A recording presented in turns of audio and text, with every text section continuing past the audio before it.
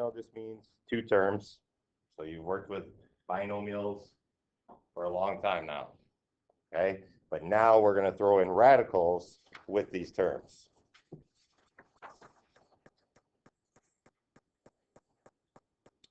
So the last 2 days, we've been working with multiplication and division of radicals. Now today, we're going to start talking about addition and subtraction. Multiplication and division are actually easier than addition and subtraction because instinctively your mind starts looking, okay, these are multiplied, I know what to do. The harder part about these is stopping your brain from going too fast and recognizing that these are being added or they're being subtracted. And so the rules of multiplication and division are not the same. So this is really kind of like terms. So I call them like radicals. If we were thinking strictly with variables, like 5x plus 2x, that is 7x. So we're adding these together. 5 apples plus 2 apples is 7 apples. Okay? It's not 5x plus 2x to get 10x squared. Okay? It's not that multiplication piece. Right? If I have 1x, or if I have 5 x's and I add 2 more x's, I have 7 x's. Same thing with radicals. If I have 3 root 7s and I add 2 more root 7s, I'm going to have 5 root 7s. Like I said, the hardest part of these is kind of not making that instinctive thought to multiply these together. So pay close attention, make sure you understand what sign is going on. Because we did so many that we would have 3 root 7 times 2 root 7, where we were doing with multiplication. Okay, we multiply the numbers on the outside, we get a 6. Square root of 7 times square root of 7, that makes it just 7, and then we could continue on. These are strictly addition or subtraction. Okay, but they must have the same index and the same radicand. So on the second example, I have index of 3, my radicand is xy. Index of 3, my radicand is xy. So those are like radicals. So I could simply do the subtraction. If I had 5 of them and I subtract 3 of them, that leaves me with 2 of them. So 2 cube roots of xy.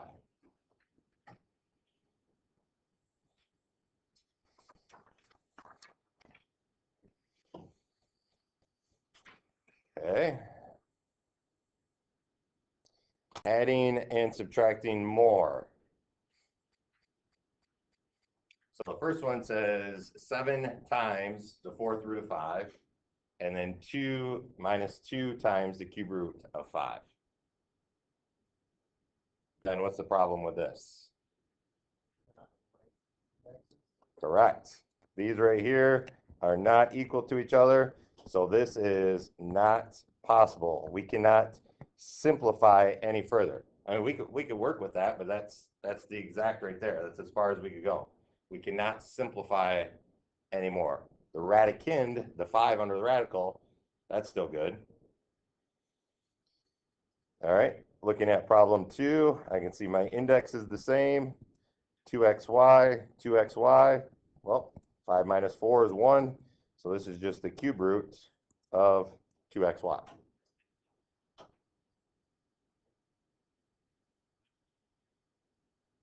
Number 3, my index is 2, even though it's not written. My radicand is 5. 11 plus 3 is 14, root 5. Okay, so just do a quick inspection. Make sure your radicands are the same and your index is the same. And then treat that like a fixed thing. Like that's not going to change. If it's the same, it's going to stay the same. All right, 5x plus 2x is 7x. There's no exponents or anything we got to worry about.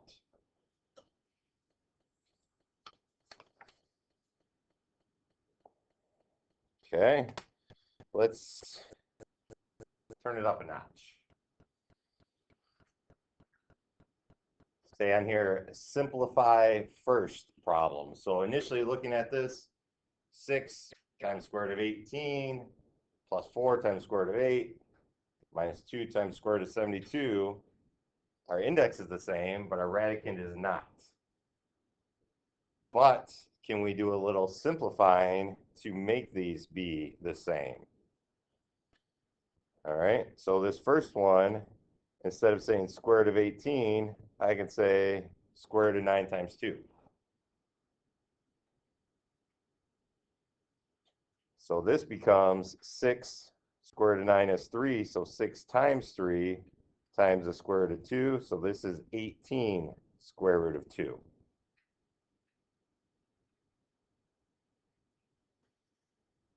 All right, and then this one, square root of 8, well, I could really write that as 4 times 2. So this would be then 4 times 2 times the square root of 2. So I have 8 square root of 2, and I'm adding these together. Now I'm developing same index, same radicand. This one now, 2 times square root of 72.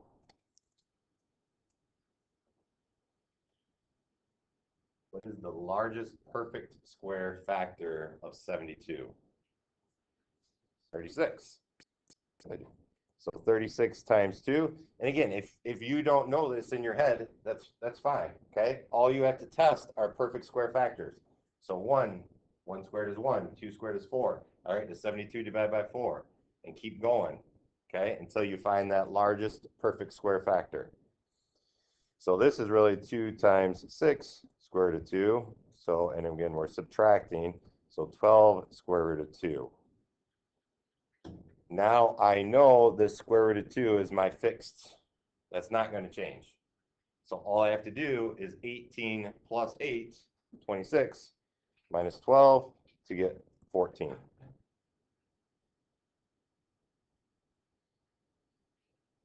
So initial inspection, when you first look at them, you're looking at the index and you're looking at the radicand. If they are not the same, all right, can I simplify and get them to be the same? Number 2, so these are all square roots, so our index is the same, but let's see if we can work with these radicals. Square root of 75, I could write that as 25 times 2. And so this is 5 root 2 plus 3 square root of 48. I could do 16 times 2. And oftentimes, when you get this first one, you see it's going to be square root of 2. Okay, this one you can see was square root of 2.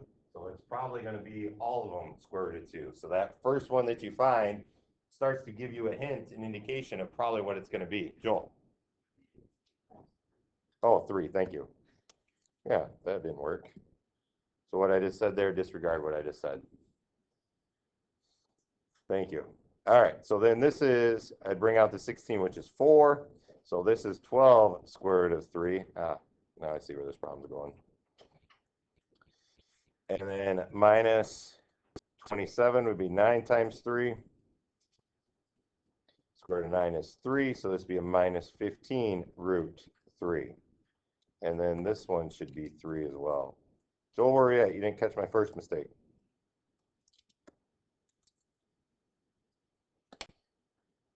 See? Joel was the teacher when I was doing my board problem. He's like, no, no, no, no. So I make mistakes, so don't worry about you make mistakes on the boards. We fix them, we learn from our mistake, we move on. Okay, so 5 root 3 plus 12 root 3, that'll give me 17 root 3 minus 15 root 3. So I just end up with 2 root 3.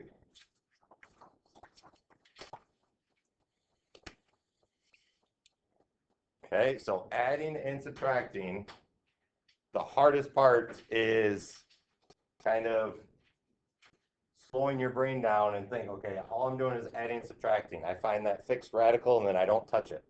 And that just carries on through the problem. Just like if it was an x, whatever, it just carries on through the problem with addition and subtraction. Now let's look at multiplying radicals that are binomials. So 3 plus 2 root 5 is a binomial. 2 plus 4 root 5 is a binomial.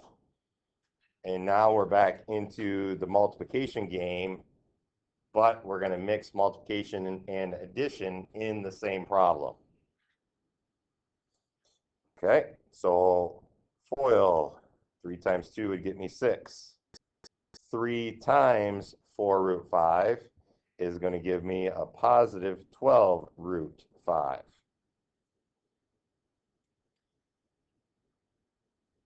Two times 2 root 5 times 2 will give me a positive 4 root 5.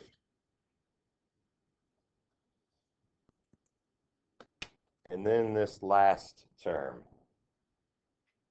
2 root 5 times 4 root 5. What's that going to be? Evan, what do you say?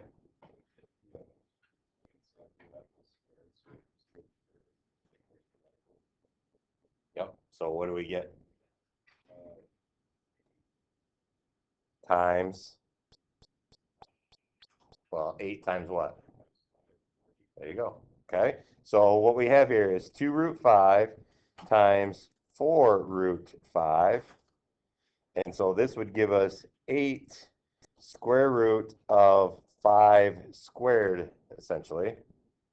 Or wait, no. Yeah, square root of 5 squared. My index and my exponent are the same, so this is really just 8 times 5 to get 40. So this would be plus 40 here on the end. So I've done my FOIL, I've done my multiplication. Now I need to make the shift. Okay, now I'm adding my radicals or adding like terms. All right, first thing I look at, 6 and 40. I can combine those, that's 46. Now this part, 12 root 5 plus 4 root 5, same index, same radicand, easy enough, 16 root 5, and I'm done.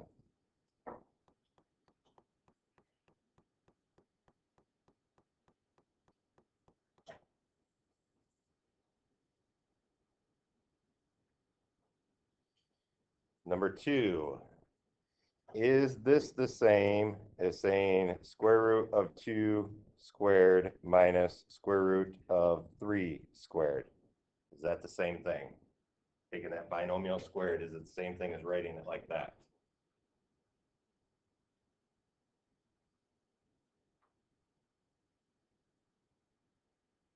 Are we confident in this?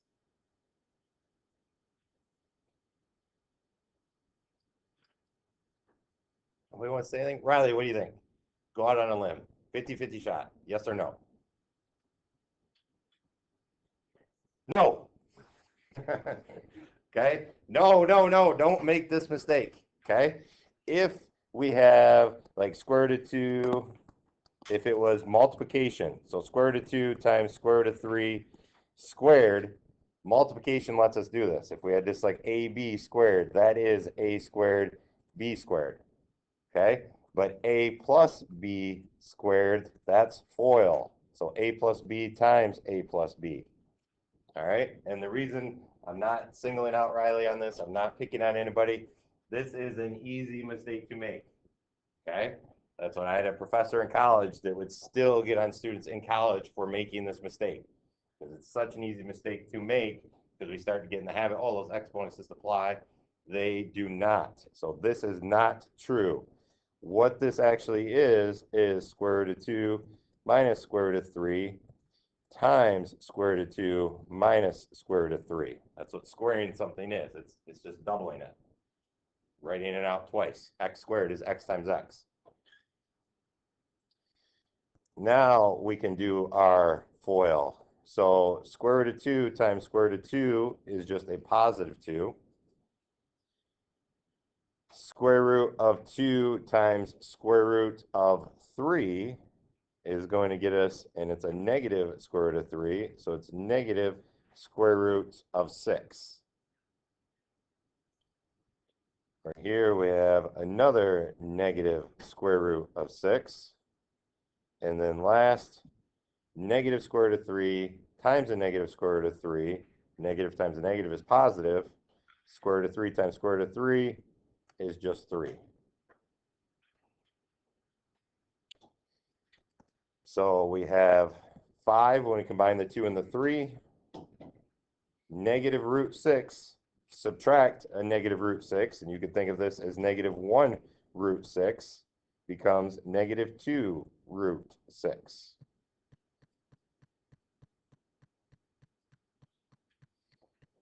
All right, so a binomial squared is FOIL, distributive property, to be able to get to that answer, okay?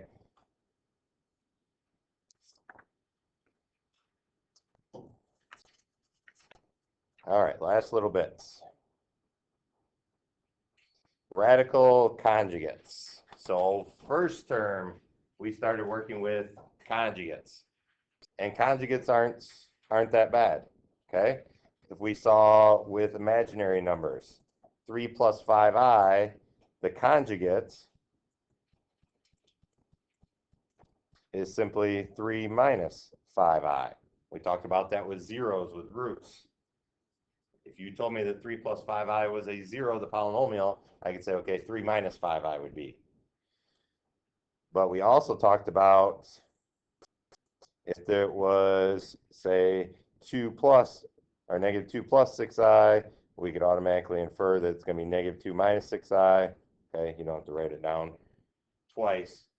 But all we're doing is changing that sign in between the real part and the imaginary parts. We also talked about it with radicals. In this one, Algebra 2a, we didn't talk with radicals on both, but it still applies. Okay, this would be, we have to do that. We're going to go right to say the conjugate is square root of 2 minus square root of 3. All we're doing is changing that sign in between. But the reason we're going to start working with conjugates again is it can be used to simplify radical expressions. So we're just keep going back to that. Simplify, simplify, keep simplifying those radicals as far as we can.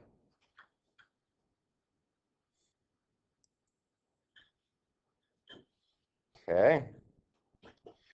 All right. So let's expand on our rationalizing the denominator. Well, now we have a conjugate that we're going to introduce to help us rationalize the denominator. Because remember the idea with conjugates, when we multiply two conjugates together, we get just a number. We no longer get an imaginary number. We no longer get a radical number. We get simply just a real number that we can work with.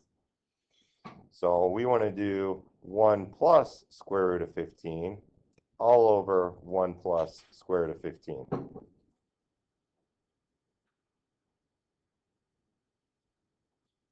Because I know now in my denominator, this is going to be the FOIL process.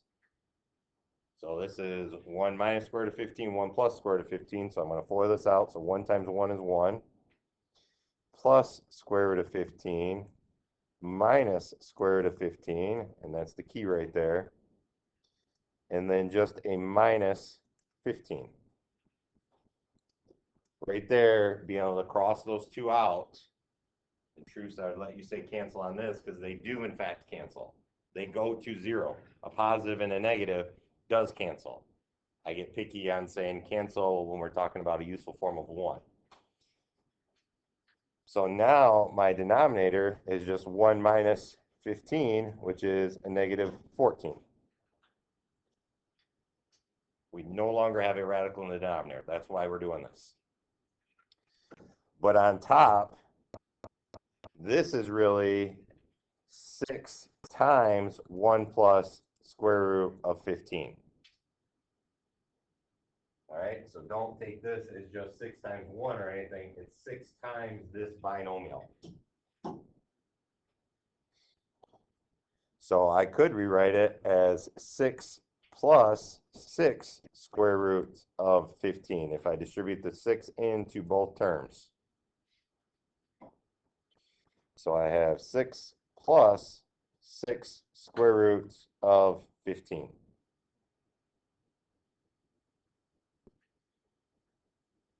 And then last term talked about specifically if you had me, but if you didn't have me, this is the term you're going to hear me say a lot now. We can do heart surgery on this to further simplify. So this is really 6 divided by a negative 14, and then plus 6 square root of 15, also divided by negative 14.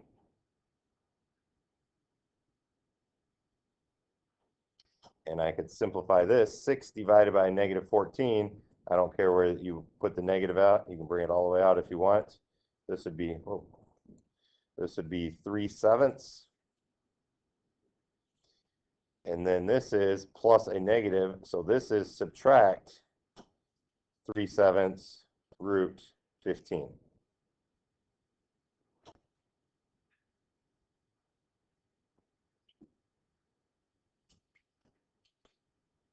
All right, I like these separated using this heart surgery.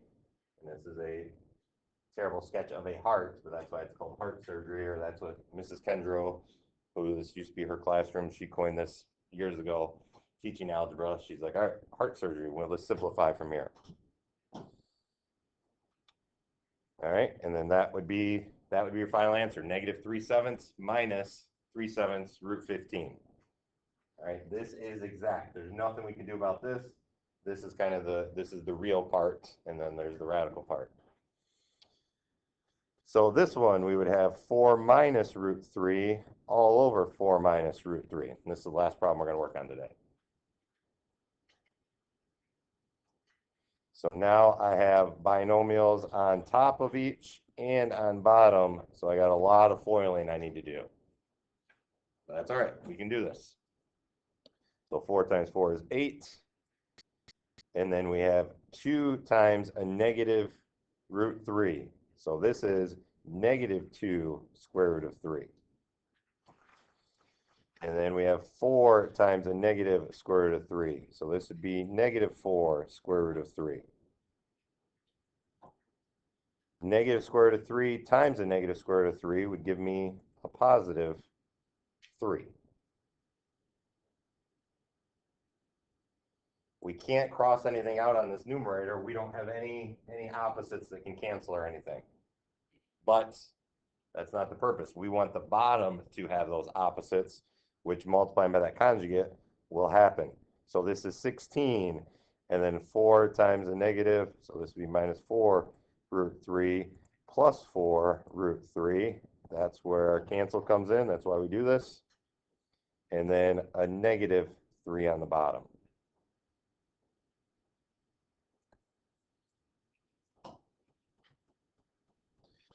Final step to simplify. The bottom 16 minus 3 becomes 13. The top 8 plus 3 is 11. Minus 6 square root of 3. We could do heart surgery on this one, but 11 over 13 doesn't simplify. So you could just write it as 11 over 13. And then 6 over 13 doesn't simplify either. Okay, so if you got to this step, that's what I'd like to see. If you left it in this step, I would still accept it. If you left it in this step, I would still accept it without doing the heart surgery, but it's a good habit to get into to further simplify, because it's easier sometimes to see when it's written as one fraction that does simplify to become 3/7. Okay? If you left it here and I didn't explicitly say in the directions to write it as the real part and then the radical parts, I would still accept it, but keep pushing yourself to go as far as possible.